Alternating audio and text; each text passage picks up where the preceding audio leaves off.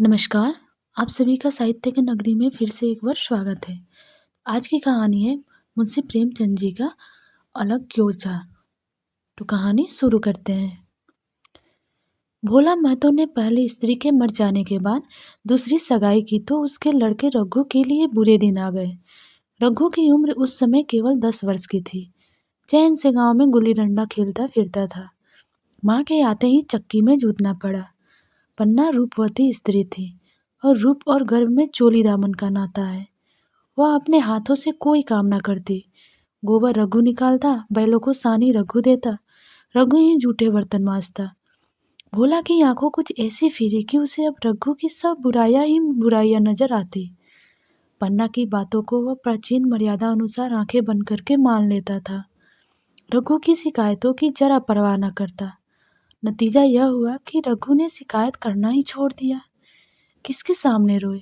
बाप ही नहीं, सारा गांव उसका दुश्मन था। बड़ा जिद्दी लड़का है। पन्ना को तो कुछ समझता ही नहीं।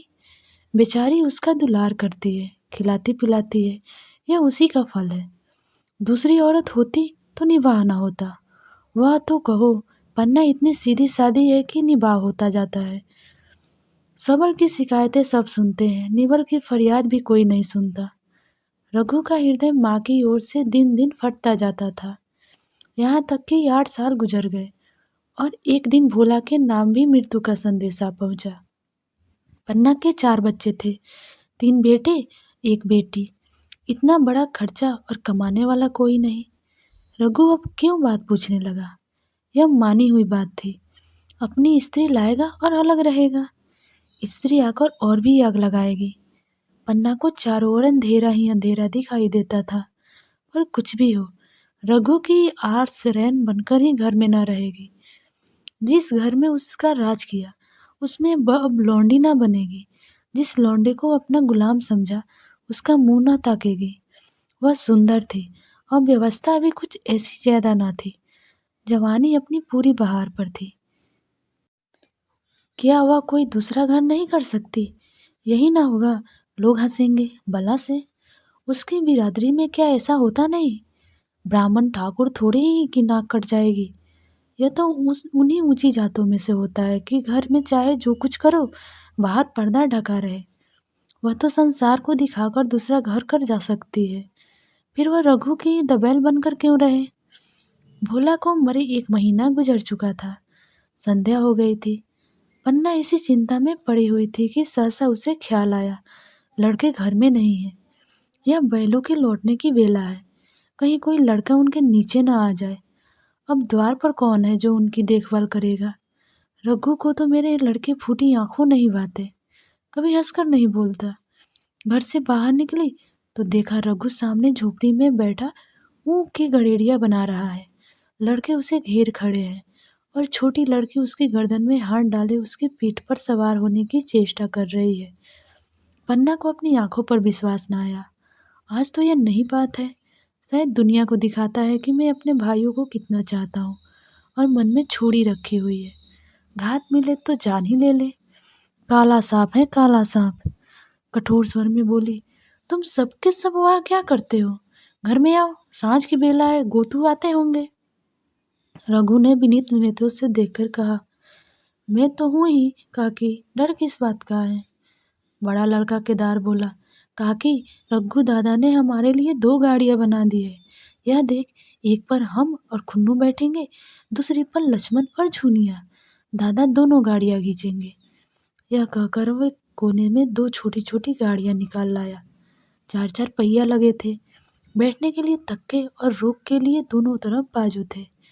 पन्ना ने आश्चर्य से पूछा, ये गाड़ियां किसने बनाई? केदार ने चिढ़कर कहा, रघु दादा ने बनाई है, और किसने? भगत के घर में बशूला और रुकतानी मांग लाए और चटपट बना दी। खूब दौड़ती है काकी, बैठ खुन्नू में घींचो। खुन्नू गाड़ी में बैठ गया। केदार खींचने लगा। चढ़ चढ़ शोर हुआ, मानो गाड़ी भी इसी खेल में लड़कों के साथ शरीक है। लक्ष्मण ने दूसरी गाड़ी में बैठकर कहा, दादा खींचो। रघु ने झुनिया को भी गाड़ी में बिठा दिया और गाड़ी खींचता हुआ दौड़ा। तीनों लड़कों तालियां बजाने लगे। पन्ना चकित नेत्रों से यह दृश्य देख रही थी और सोच रही थी कि यह वही रघु है ना? या कोई और? थोड़ी देर के बाद दोनों गाड़ियां लौटी। लड़के घर में जाकर इस यान यात्रा के अनुभव बयान करने लगे। कितने खुश थे सब, मानो हवाई जहाज पर बैठ आए हों। खुन्नू ने कहा, काकी सब पेड़ दौड़ रहे थे। लक्ष्मण, और बचिया कैसे भागी? सबकी सब दौड़ी। केदार, काकी रघु दादा दोनों गाड़ियां एक साथ खींच ले जाते हैं। धुनिया सबसे छोटी थी, उसकी व्यंजना शक्ति उछल कूद और नेत्रों तक परिमित थी।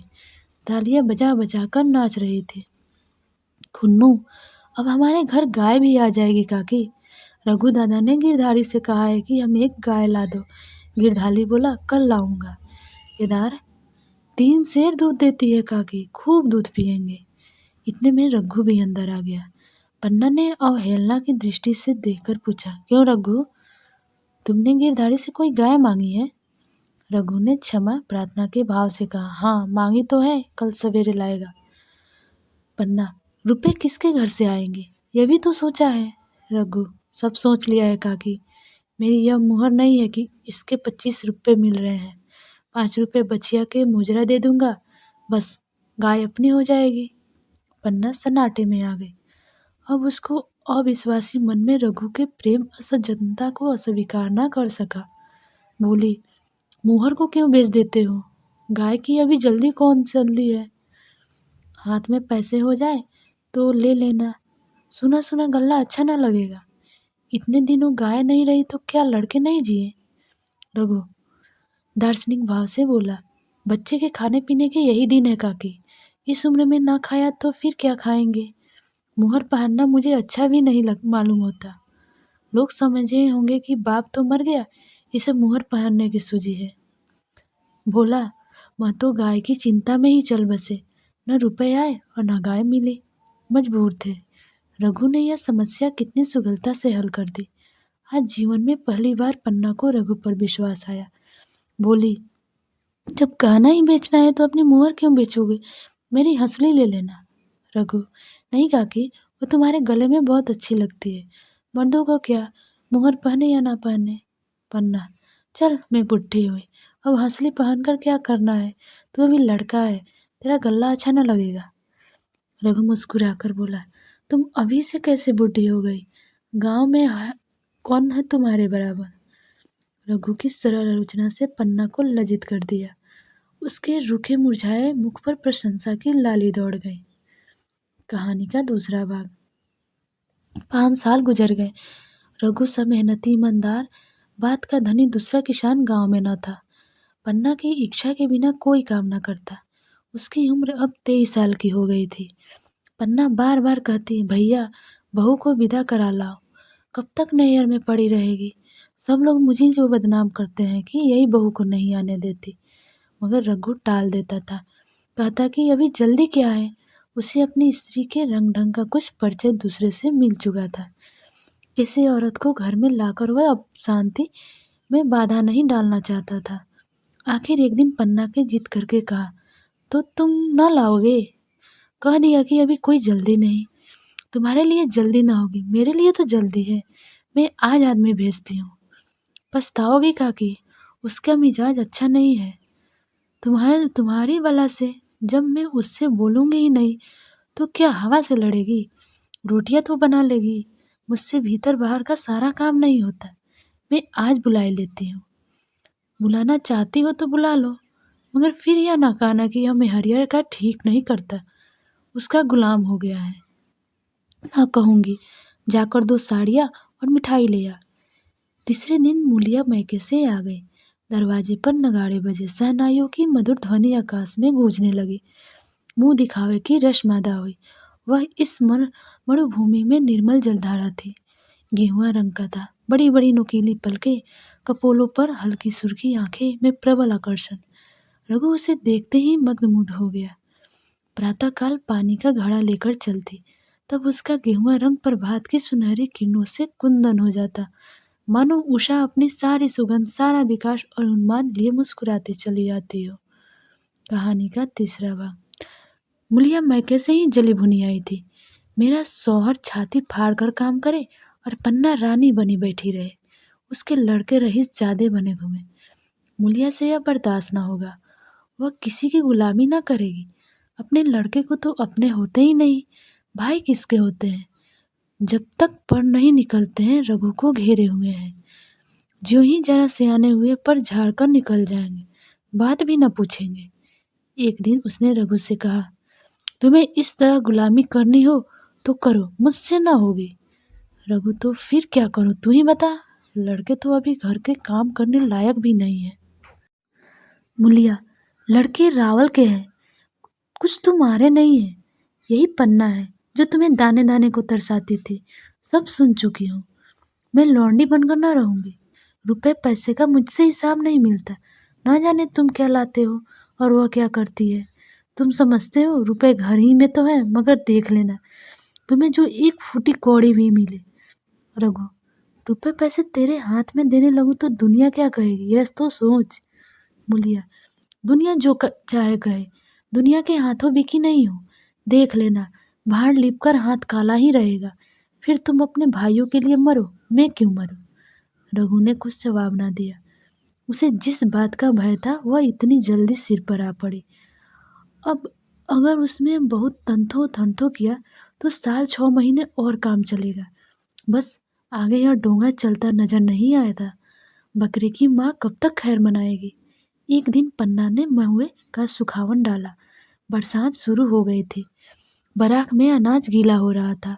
मुलिया से बोली, बहू जरा देखती रहना, मैं तालाब से नहाऊं।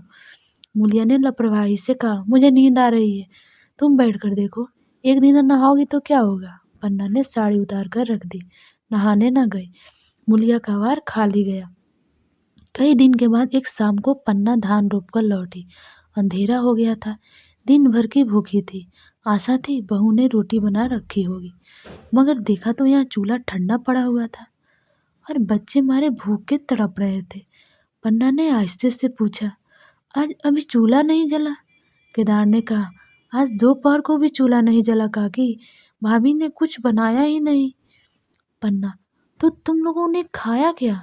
केदार, कुछ नहीं, रात की रोटियां थी, खुन्नू और लक्ष्मण ने खाई, मैंने सत्तू खा लिया। पन्ना, और बहू। केदार, वह पड़ी सो रही है, कुछ नहीं खाया। पन्ना ने उसी वक्त चूल्हा जलाया और खाना बनाने बैठ गई। आटा गूंथती थी और रोती थी। क्या नसीब है, दिन भर खेत में जली, घर आई तो चूल्हे के सामने जलना पड़ा। केदार का 14वां साल था। भाभी के रंग ढंग देखकर सारी स्थिति समझ रहा था। बोला, काकी, भाभी अब तुम्हारे साथ रहना नहीं चाहती। पन्ना ने चौंक कर पूछा, क्या कुछ कहती थी। केदार, कहती कुछ नहीं थी, मगर मैंने उसके मन में यही बात, फिर तुम क्यों नहीं उसे छोड़ देती, जैसे चाहे रहे, हमारा ही भी भगवान है। पन्ना ने दांतों से जीभ दबाकर कहा, चुप, मेरे सामने ऐसी बात भूल कर भी न कहना। रघु तुम्हारा भाई नहीं, तुम्हारा बाप है। मुलिया से कभी बोलेगो तो समझ लेना, जहर खा लूंगी। कहानी का चौथा भाग। दशहरे का त्योहार आया। इस गांव की कोस भर एक पूर्वे में मेला लगता था। गांव के सब लड़के मेला देखने चले। पन्ना भी लड़के के साथ चलने को तैयार हुई, मगर पैसे कहाँ से आए। कुंजी तो मुलिया के पास थी। रघु ने आकर मुलिया से कहा, लड़के मेले जा रहे हैं, सबों को 2-2 पैसे दे दो। मुलिया ने त्योरिया चढ़ाकर कहा, पैसे घर में नहीं है। रघु, अभी तो तिलहन बिका था, क्या इतनी जल्दी रुपए उठ गए। मुलिया, हाँ उठ गए। रघु, कहाँ उठ गए, जरा सुनो, आज त्योहार के दिन लड़के मेला देखने ना जाएंगे। मुलिया, अपनी काकी से कहो पैसे निकाले, गाड़ कर क्या करेगी। खूंटी पर कुंजी लटक रही थी। रघु ने कुंजी उतारी और चाह की संदूक खोले कि मुलिया ने उसका हाथ पकड़ लिया और बोली, कुंजी मुझे दे दो, नहीं तो ठीक ना होगा। खाने पहनाने को भी चाहिए और कागज किताब को भी चाहिए, उस पर मेला देखने को भी चाहिए। हमारी कमाई इसलिए नहीं है कि दूसरे खाएं और मुझ पर ताव दे। पन्ना ने रघु से कहा, भैया पैसे क्या होंगे, लड़के मेला देखने ना जाएंगे। रघु ने छिड़क कर कहा, मेला देखने क्यों ना जाएंगे, सारा गांव जा रहा है, हमारा भी लड़के ना जाएंगे। यह कहकर रघु ने अपना हाथ छुड़ा लिया और पैसे निकाल कर लड़के को दे दिया। मगर कुंजी जब मुलिया को देने लगा तब उसने उसे आंगन में फेंक दिया और मुंह लपेट कर लेट गई। लड़के मेला देखने ना गए। इसके बाद 2 दिन गुजर गए। मुलिया भी कुछ नहीं खाया और पन्ना भी भूखी रही। रघु कभी इसे मनाता, कभी उसे पर उठ गया और न उठती न वह। आखिर रघु ने हैरान होकर मूलिया से पूछा, कुछ मुंह से तो कह, चाहती क्या है? मूलिया ने धरती को संबोधित करते कहा, मैं कुछ नहीं चाहती, मुझे मेरा घर पहुंचा दो। रघु, अच्छा उठ, बना खा पहुंचा दूंगा। मूलिया ने रघु की आंखें और उठाई। रघु उसकी सूरत देखकर डर गया। वह माधुर्य व वह मोहकता वह लवण गायब हो गया था। दांत निकल आए थे, आंखें फट गई थी और नथुने फड़क रहे थे। अंगारे सी लाल आंखें से देखकर बोली, अच्छा तो काकी ने यह सलाह दी है, यह मंत्र पढ़ाया है? तो यह ऐसी कच्चा नहीं हूँ, तुम दोनों की छाती पर मूंग दलूंगी। हो किस फेर में? रघु, अच्छा तो मूंग ही दल लेना, कुछ खा पी लेगी तभी तो मूंग दल सकेगी। मूलिया, अब तो तभी मुंह में पानी डालूंगी जब घर अलग हो जाएगा। बहुत झेल चुकी है, अब नहीं झेला जाता। रघु सन्नाटे में आ गया। 1 मिनट तक उसके मुंह में आवाज ही न निकली। अलग होने की उससे स्वप्न में भी कल्पना न की थी। उसने गांव में 2-4 परिवारों को अलग होते देखा था। वह खूब जानता था, रोटी के साथ लोगों का हृदय भी अलग हो जाते हैं, अपने हमेशा के लिए गैर हो जाते हैं। फिर उनमें वही नाता रह जाता जो गांव के और आदमियों में। रघु ने मन में ठान लिया था कि इसकी विपत्ति को घर में न आने दूंगा, मगर होनहार के सामने उसकी एक ना चली। आह, मेरे मुंह में कालिख लगेगी। दुनिया यही कहेगी कि बाप के मर जाने पर 10 साल भी एक में निभाना हो सका। फिर किससे अलग हो जाऊं? जिनको गोद में खिलाया, जिनको बच्चों की तरह पाला, जिनके लिए तरह तरह के कष्ट झेले, उन्हीं से अलग हो जाऊं? अपने प्यारों को घर से निकाल कर बाहर करूं? उसका गला फंस गया। कांपते हुए स्वर में बोला, तू क्या चाहती है कि मैं अपने भाइयों से अलग हो जाऊं? भला सोच तो, कहीं मुंह दिखाने लायक रहूंगा? मूलिया, तो मेरा इन लोगों के साथ निभाना होगा। रघु, तो तू अलग हो जा, मुझे अपने साथ क्यों घसीटती है? मूलिया, तो मुझे क्या तुम्हारे घर में मिठाई मिलती है? मेरे लिए क्या संसार में जगह नहीं है? रघु, तेरे जैसे मर्जी, जहाँ चाहे रह, मैं अपने घर वालों से अलग नहीं हो सकता। जिस दिन इस घर से 2 चूल्हे जलेंगे उस दिन मेरे कलेजे के 2 टुकड़े हो जाएंगे। मैं यह चोट नहीं सह सकता। तुझे जो तकलीफ हो वो मैं दूर कर सकता हूँ। माल असबाब की मालकिन तू है ही, अनाज पानी तेरे ही हाथ में है। अब रह क्या गया है? अगर कुछ काम धंधा करना नहीं चाहती मत कर। भगवान ने मुझे समाई दी होती तो मैं तुझे तिनका तक उठाने न देता। तेरे यह सुकुमार हाथ पांव मेहनत मजदूरी करने के लिए बनाए ही नहीं गए हैं, मगर क्या करूं, अपना कुछ बस ही नहीं है। फिर भी तेरा जी कोई काम करने का ना चाहे मत कर, मगर मुझसे अलग होने की ना कहा। तेरे पैर पड़ता हूँ। मूलिया ने सिर से आंचल खिसकाया और जरा समीप आकर बोली, मैं काम करने से नहीं डरती, ना बैठे बैठे खाना चाहती हूँ, मगर मुझे किसी की धौंस नहीं सही जाती। तुम्हारी ही काकी घर की काम काज करती है तो अपने लिए करती है, अपने बाल बच्चों के लिए करती है, मुझ पर कुछ एहसान नहीं करती। फिर मुझ पर धौंस क्यों जमाती है? उन्हें अपने बच्चे प्यारे होंगे, मुझे तो तुम्हारा आसरा है।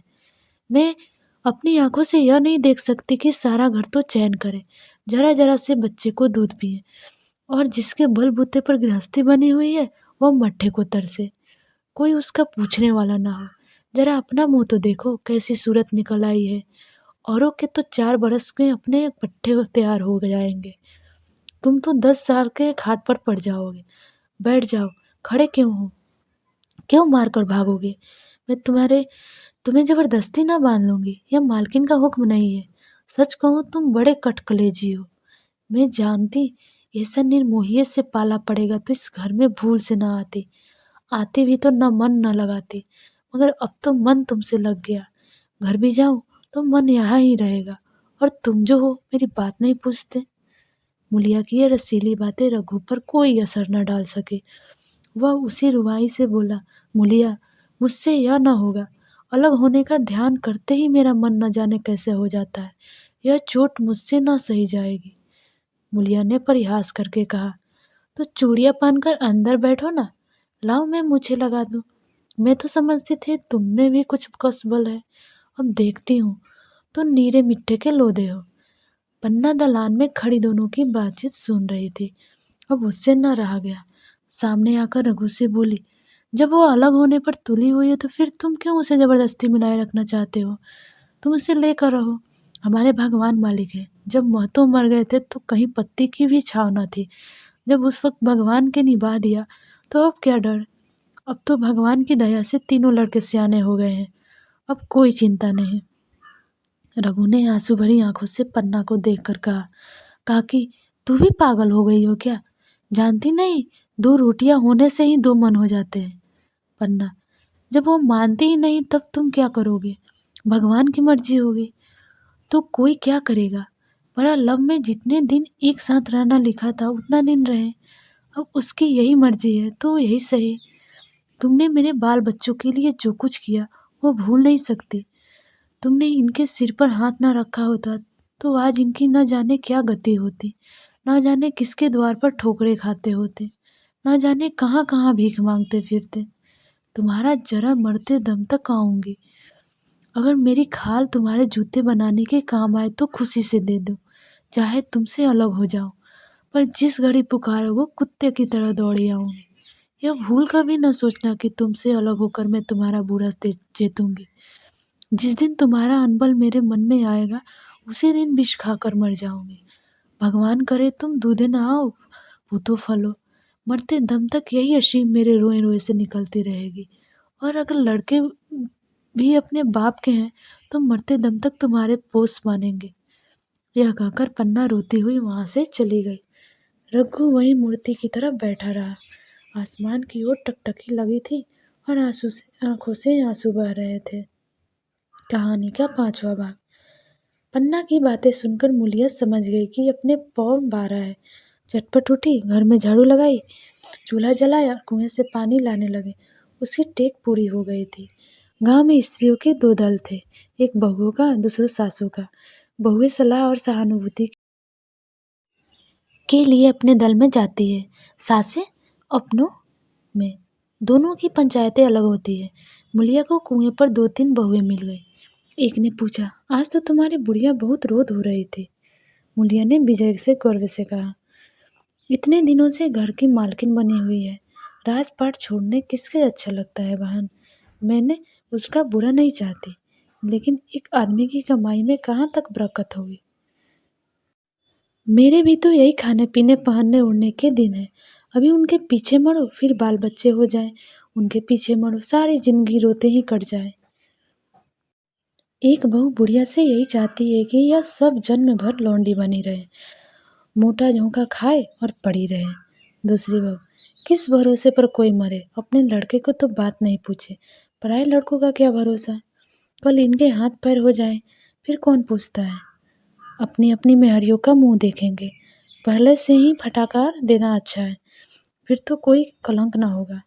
मुलिया पानी लेकर गई, खाना बनाया, रघु से बोली, आओ नहाओ, रोटी तैयार है। रघु ने माने सुना ही नहीं, सिर पर हाथ रखकर द्वार की तरफ ताकता रहा। मुलिया, क्या कहती हूँ, कुछ सुनाई देता है? रोटी तैयार है, जाओ नहाओ। रघु, सुन तो रहा हूँ, क्या बहरा हूँ? रोटी तैयार है तो जाकर खा ले, मुझे भूख नहीं है। मुलिया ने फिर नहीं कहा।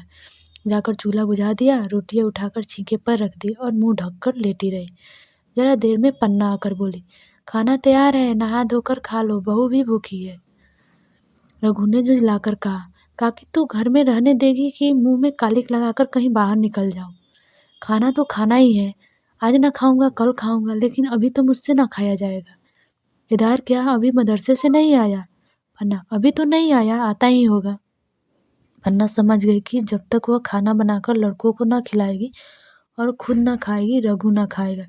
इतना ही नहीं, उन्हें रघु से लड़ाई करनी पड़ेगी, उसे जलीकट्टी सुनानी पड़ेगी, उसे यह दिखाना पड़ेगा कि मैं उससे अलग होना चाहती हूँ।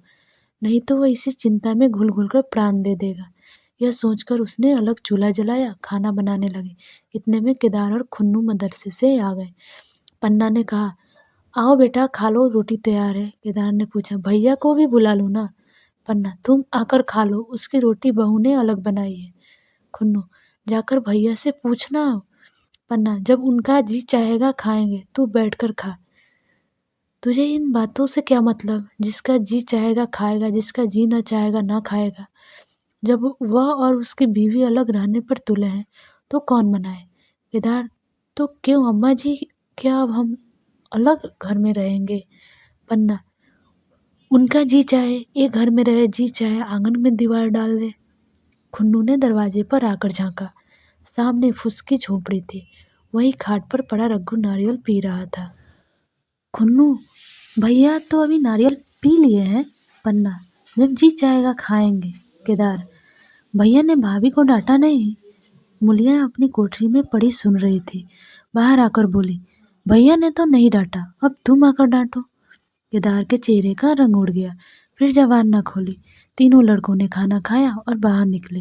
लू चलने लगी थी। आम के बाग में गांव के लड़के लड़कियां हवा में गिरे हुए आम चुन रहे थे। केदार ने कहा, आज हम भी आम चुनने चले, खूब आम गिरे रहेंगे। कुन्नू, दादा जो बैठे हैं। लक्ष्मण, मैं ना जाऊंगा, दादा घुड़केंगे। केदार, वह तो अब अलग हो गए। लक्ष्मण, तो अब हमको कोई मारेगा तब भी दादा ना बोलेंगे? केदार, वाह, तब क्यों ना बोलेंगे? रघु ने तीनों लड़कों के दरवाजे पर खड़े देखा, पर कुछ बोला नहीं। पहले तो वह घर के बाहर निकलते ही उन्हें डांट बैठना था, पर आज वह मूर्ति के समान निश्चल बैठा रहा। अब लड़कों को कुछ साहस हुआ, कुछ दूर और आगे बढ़े। रघु अब भी न बोला। कैसे बोले? वह सोच रहा था, काकी ने लड़कों को खिला पिला दिया है, मुझसे पूछा तक नहीं। क्या उसकी आंखों पर भी पर्दा पड़ गया है? अगर मैंने लड़कों को पुकारा और वह ना आए तो मैं उनको मारपीट तो ना सकूंगा। लू में सब मारे मारे फिरेंगे, कहीं बीमार ना पड़ जाए। उसका दिल महसूस कर रह जाता था, लेकिन मुंह से कुछ कह ना सकता था। लड़कों ने देख लिया कि यह बिल्कुल नहीं बोलते तो निर्भय होकर चल पड़े। सहसा मुलिया ने आकर कहा, अब तो उठोगे कि अब भी नहीं? जिनके नाम पर फाड़ा कर रहे हो, उन्होंने तो मजे से लड़कों के खिलाया और आप खाया, अब आराम से सो रही है। मोर पिया बात न पूछे, मोर सुहागिन ना हो। एक बात भी तो मुंह से ना फूटा कि चलो भैया खा लो। रघु को इस समय मर्मांतक पीड़ा हो रही थी। मुलिया ने इन कठोर शब्दों में घाव पर नमक छिड़क दिया। दुखित नेत्रों से देखकर बोला, तेरी जो मर्जी थी वही तो हुआ, अब जा ढोल बजा। मुलिया, नहीं, तुम्हारे लिए तो थाली परोसे बैठी है।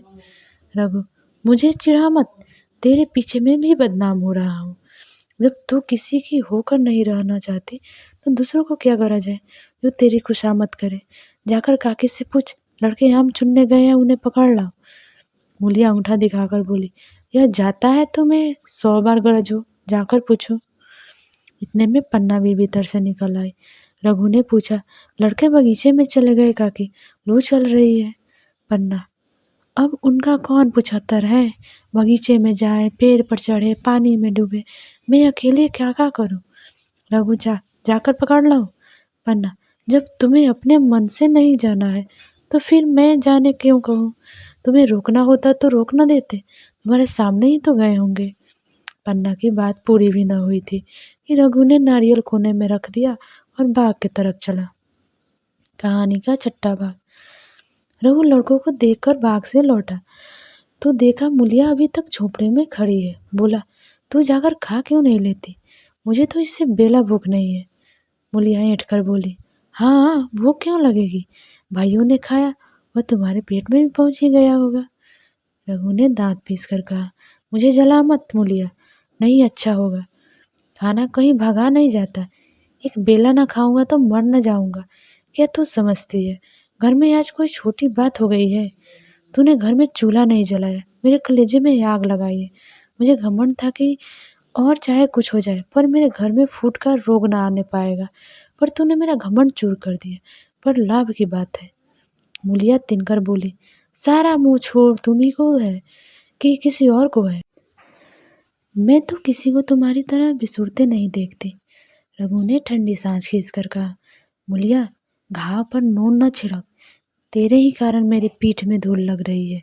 मुझे इस गृहस्थी का मोह न होगा तो किसे होगा? मैंने ही तो इसे मर मर जोड़ा, जिनको गोद में खिलाया वही अब मेरे पटीदार होंगे। जिन बच्चों को मैं डांटता था उन्हें आज कड़ी आंखों से भी नहीं देख सकता। मैं उनको भले के लिए ही कोई बात करूं तो दुनिया यही कहेगी कि अब भाइयों के लूटे लेता है। जा, मुझे छोड़ दे, अभी मुझसे कुछ न खाया जाएगा। मुलिया, मैं कसम रखी हूँ, नहीं, चुपके से चले चलो। रघु, देख अभी भी कुछ नहीं बिगड़ा है, अपना हट छोड़ दे। मूलिया, हमारा ही लहू पिए जो खाने ना उठे। रघु ने कानों पर हाथ रखकर कहा, यह तूने क्या किया मूलिया? मैं तो उठ ही रहा था। चल खा लो, नहा के धोने कौन जाए। लेकिन इतने कह देता हूँ कि चाहे 4 की जगह 6 रोटियां खा जाऊं, चाहे तू मुझे घी के मटके में ही डुबा दे, पर यह दाग मेरे दिल से न मिटेगा। मूलिया, दाग साग सब मिट जाएगा, पहले सबको ऐसे ही लगता है। देखते नहीं हो उधर कैसी चैन की बंसी बज रही है। वह तो मना ही रही थी कि किसी तरह यह सब अलग हो जाए। अब वो पहले से किसी चांदी सो नहीं है कि जो कुछ घर में आवे सब गायब। अब क्यों हमारे साथ रहने लगे? रघु ने आहत स्वर में कहा, इसी बात का तो मुझे गम है। काकी से मुझे ऐसी आशा न थी। रघु खाने बैठा तो कौन बीच से घुट सा लगता था। जान पड़ता था रोटियां भूसी की है, दाल पानी सी लगती। पानी कंठ के नीचे न उतरता था। दूध की तरफ देखा नहीं। 2-4 ग्रास खाकर उठ गया, जैसे किसी प्रियजन के श्राद्ध का भोज हो। रात का भोजन भी उसने इसी तरह किया। भोजन क्या किया, कसम पूरी की। रात भर उसका चित्त उद्विग्न रहा। एक अज्ञात शंका उसके मन पर छाई हुई थी, जैसे भोला महतो द्वार पर बैठा रो रहा हो। वह कई बार चौंक कर उठा। ऐसा जान पड़ता भोला उसकी ओर तिरस्कार की आंखों से देख रहा है। वह दोनों जून भोजन करता था, पर जैसे शत्रुओं के घर। भोला की शोकमग्न मूर्ति आंखों से न उतरती थी। रात को उसे नींद न आती। वह गांव में निकलता तो इस तरह मुंह चुराए, सिर झुकाए, मानो गो हत्या की हो। कहानी का 7वां भाग। 5 साल गुजर गए। रघु अब 2 लड़कों का बाप था। आंगन में दीवार खींच गई थी, खेतों में मेड़े डाल दी गई थी और बैल बछिए बांट लिए गए थे। केदार की उम्र अब 19-29 हो गई थी। उसने पढ़ना छोड़ दिया था और खेती का काम करता था। कुन्नू गाय चराता था। केवल लक्ष्मण अब तक मदरसे जाता था। पन्ना और मुलिया दोनों एक दूसरे की सूरत से जलती थी। मुलिया के दोनों लड़के बधुआ के पन्ना के ही पास रहते। वहीं उन्हें उपटन मलती, वहीं काजल लगाती, वहीं गोद में लिए फिरती। मगर मुलिया के मुंह से अनुग्रह का एक शब्द भी न निकलता। न पन्ना ही इसकी इच्छुक थी। वह जो कुछ करती निर्व्याज भाव से करती थी। उसके 2-2 लड़के अब कमाऊ हो गए थे। लड़की खाना पका लेती थी, वह खुद ऊपर का कामकाज कर लेती। इसके विरुद्ध रघु अपने घर अकेला था। वह भी दुर्बल, अशक्त और जवानी में बूढ़ा। अभी आयु 30 वर्ष से अधिक न थी, लेकिन बाल खिचड़ी हो गए थे। कमर भी झुक चली थी। खांसी ने जीर्ण कर रखा था। देखकर दया आती थी। और खेती पसीनों की वस्तु है। खेती की जैसी सेवा होनी चाहिए वह उससे ना हो पाती। फिर अच्छी फसल कहाँ से आती? कुछ ऋण भी हो गया था। वह चिंता और भी मारे डालती थी। चाहिए तो यह था कि अब उसे कुछ आराम मिलता है। इतने दिनों के निरंतर परिश्रम के बाद सिर का बोझ कुछ हल्का होता। लेकिन मूलिया की स्वार्थपरकता और दूरदर्शिता ने लहलहाती हुई खेत उजाड़ दी। अगर सब एक साथ रहते तो वह अब तक पेंशन पा जाता। मजे में द्वार पर बैठा हुआ नारियल पीता। भाई काम करते, वह सलाह देता। महतो बना फिरता। कहीं किसी के झगड़े चुकाता तो कहीं साधु संतों की सेवा करता। वह अवसर हाथ से निकल गया। अब तो चिंता भार दिन दिन बढ़ता जाता था। आखिर उसे धीमा धामा जोर रहने लगा। हृदय शूल चिंता, कड़क परिश्रम और अभाव का यही पुरस्कार है। पहले कुछ परवाह न की, समझा आप ही आप अच्छा हो जाएगा। मगर कमजोरी बढ़ने लगी तो दवा की फिक्र हुई। जिसने जो बता दिया खा लिया। डॉक्टरों और वैद्यों के पास जाने की समर्थ कहा, और समर्थ भी होती तो रुपए खर्च कर देने के सिवा और नतीजा ही क्या था। जीर्ण ज्वर की औषधि आराम और पुष्टिकारक भोजन है। न वह बसन मालती का सेवन कर सकता था और न आराम से बैठकर बलवर्धक भोजन कर सकता था।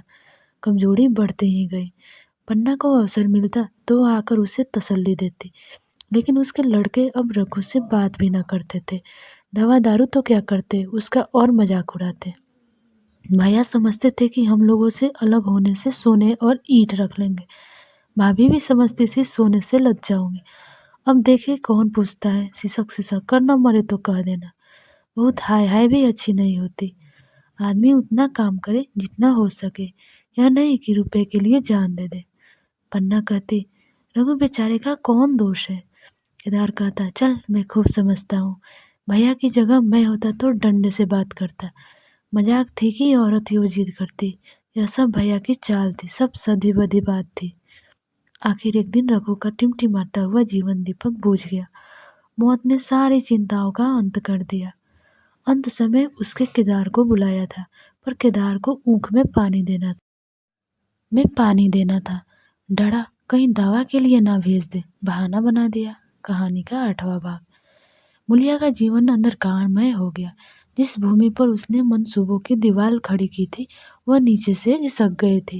जिस खूंटे के बल पर वह उछल रही थी, वह उखड़ गया था। गांव वालों ने कहना शुरू किया, ईश्वर ने कैसा तत्काल दंड दिया।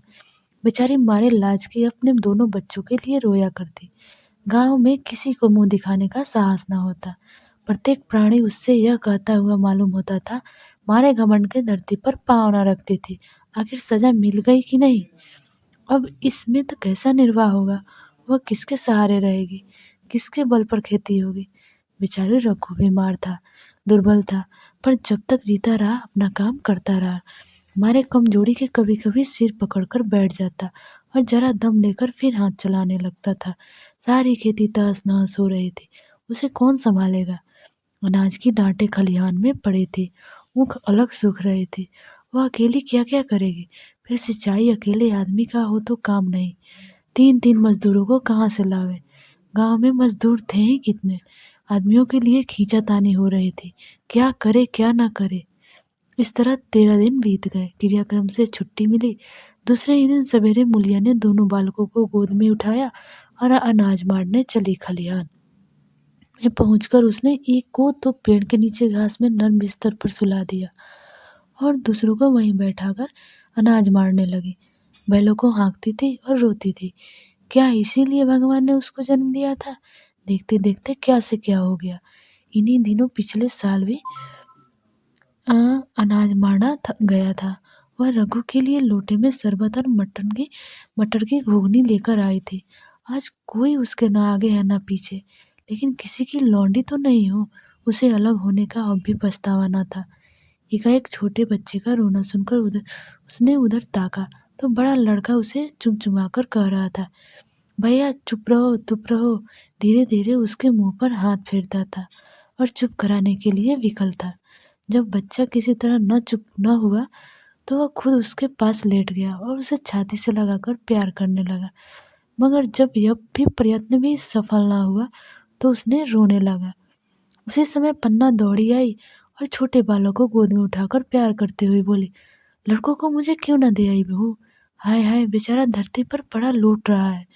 जब मैं मर जाऊं तो जो चाहे करना, अभी तो जीती हूँ। अलग हो जाने से बच्चों को तो नहीं कर अलग हो गए। मुलिया ने कहा, तुम्हें भी तो छुट्टी नहीं है अम्मा, क्या करती? पन्ना, तो तुझे यहाँ आने की ऐसी क्या जल्दी थी? डांट मार ना जाती। 3-3 लड़के तो हैं और किस दिन काम आएंगे? केदार तो कल ही मारने को कह रहा था, पर मैंने कहा पहले ऊँख में पानी दे लो, फिर आज मारना। मढ़ाई तो 10 दिन बाद भी हो सकती है। ऊँख की सिंचाई ना हुई तो सूख जाएगी। कल से पानी चढ़ा हुआ है, परसों तक खेत पूरा जाएगा, तब मढ़ाई हो जाएगी। तुझे विश्वास ना आएगा, जब से भैया मरे हैं केदार को बड़ी चिंता हो गई है। दिन में 100-100 बार पूछता है, भाभी बहुत रोती तो नहीं है? देख, लड़के भूखे तो नहीं है? कोई लड़का रोता है तो दौड़ आता है। देख अम्मा, क्या हुआ? बच्चा क्यों रोता है? कल रोकर बोला, अम्मा, मैं जानता कि भैया इतना जल्दी चले जाएंगे तो उनकी कुछ सेवा कर लेता। कहाँ जगाए जगाए उठता था। अब देखती हो, पहर रात से उठकर काम में लग जाता है। खुन्नू कल जरा सा बोला, पहले हम अपनी ऊँख में पानी दे लेंगे, तब भैया को ऊँख में देंगे। इस पर केदार ने ऐसा डांटा कि खुन्नू के मुंह से फिर न बात न निकली। बोला, कैसे तुम्हारी और मैं कैसे हमारी हो? भैया ने जीला न लिया होता तो आज या तुम मर गए होते या कहीं भीख मांगते होते। आज तुम बड़े ऊँख वाले बने हो। यह उन्हीं का पुण्य प्रताप है कि आज भले आदमी बने बैठे हो। परसों रोटी खाने को बुलाने गई तो मड़ैया के में बैठा रो रहा था। पूछा, क्यों रोता है? तो बोला, अम्मा, भैया इसी अलिया के दुख के मर गए। नहीं, अभी उनकी उम्र ही क्या थी? यह उस वक्त की ना सूझा। नहीं, उनसे क्यों बिगाड़ करते? यह कहकर पन्ना ने मुलिया की ओर संकेतपूर्ण दृष्टि से देखकर कहा, तुम्हें वह अलग न रहने देगा बहू। कहता है भैया हमारे लिए मर गए तो हम भी उनके बाल बच्चों के लिए मर जाएंगे। मूलिया की आंखों से आंसू जारी थे। पन्ना की बातों में आज सच्ची वेदना, सच्ची सांत्वना, सच्ची चिंता भरी हुई थी। मूलिया का मन कभी उसी की ओर इतना आकर्षित न हुआ था जिनसे उन्हें व्यंग और प्रतिकार का भय था। वे इतने दयालु, इतने सुपेक्षु हो गए थे। आज पहली बार उसे अपनी स्वार्थपरकता पर लज्जा आई। पहली बार आत्मा ने अलग युद्धे पर धिक्कारा। कहानी का 9वां भाग। इस घटना हुए 5 साल गुजर गए। पन्ना आज बूढ़ी हो गई है। केदार घर का मालिक है। मूलिया घर की मालकिन है। खुन्नू और लक्ष्मण के विवाह हो चुके हैं मगर केदार अभी तक कुंवारा है। कहता है मैं विवाह न करूंगा। कई जगहों से बातचीत हुई, कई सगाइयाँ आई पर उसने हामी न भरी। पन्ना ने कंपे लगाए, जाल फैलाए पर वह न फंसा। कहा था औरतों से कौन सुख। मेहरिया घर में आई और आदमी का मिजाज बदला। फिर जो कुछ है वह मेहरिया है। माँ बाप भाई बंधु सब पराए हैं। जब भैया जैसे आदमी का मिजाज बदल गया तो फिर दूसरों की क्या गिनती। 2 लड़के भगवान ने दिए हैं और क्या चाहिए। बिना ब्याह किसी 2 बेटे मिल गए, इससे बढ़कर और क्या होगा। जिसे अपना समझो वह अपना है, जिसे गैर समझो वह गैर है। एक दिन पन्ना ने कहा तेरा वंश कैसे चलेगा। केदार मेरा वंश तो चल रहा है, दोनों लड़कों को अपना ही समझता हूँ। पन्ना समझते ही पर है, तुम मूलिया को भी अपना मेहरिया समझता होगा। केदार ने झेपते हुए कहा तुम तो गाली देती हो अम्मा। पन्ना गाली कैसे, तेरी भाभी ही तो है। केदार मेरे जैसे लठ गंवार को वह क्यों पूछने लगी। पन्ना तू करने को कह, मैं तो उनसे पूछूं। केदार नहीं मेरी अम्मा, कहीं रोने गाने ना लगे। पन्ना तेरे मन हो तो मैं बातों बातों में उसके मन की थाह लूं। केदार मैं नहीं जानता, जो चाहे कह। पन्ना केदार की मन की बात समझ गई। लड़के का दिल मूलिया पर आया हुआ है पर संकोच और भय के मारे कुछ नहीं कहता। उसी दिन उसने मूलिया से कहा क्या करूं बहू, मन की लालसा मन में ही रह जाती है। केदार का घर भी बस जाता तो मैं निश्चित हो जाती। मूलिया तो वह तो करने को ही नहीं कहते। पन्ना कहता है ऐसी औरत मिले जो घर में मेल से रहे तो कर लो। मूलिया ऐसी औरत कहाँ मिलेगी, कहीं ढूंढो। पन्ना मैं तो ढूंढ लिया है। मूलिया सच, किस गांव की है। पन्ना अभी ना बताऊंगी, मुदा यह जानती हूँ कि उसने केदार की सगाई हो जाए तो घर बन जाए और केदार की जिंदगी भी सफल हो जाए।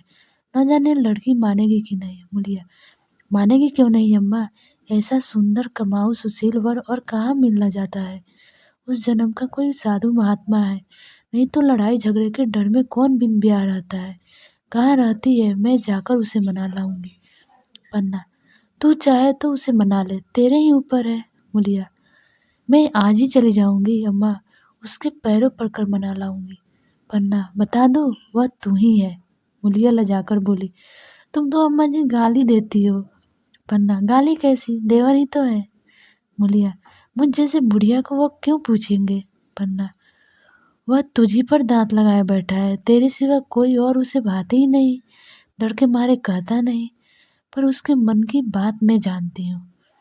वैधव्य के शौक से मुरझाया हुआ मूलिया का पीत बदन कमल की भांति अड़ूर हो उठा। 10 वर्षों में जो कुछ खोया था वह इसी एक क्षण में मानो ब्याज के साथ मिल गया। वही लावण्य, वही विकास, वही आकर्षण, वही लोच। और कहानी यहीं पर समाप्त होती है। तो दोस्तों अगर ये आपको कहानी पसंद आए तो लाइक और सब्सक्राइब जरूर करें। Thank thank you.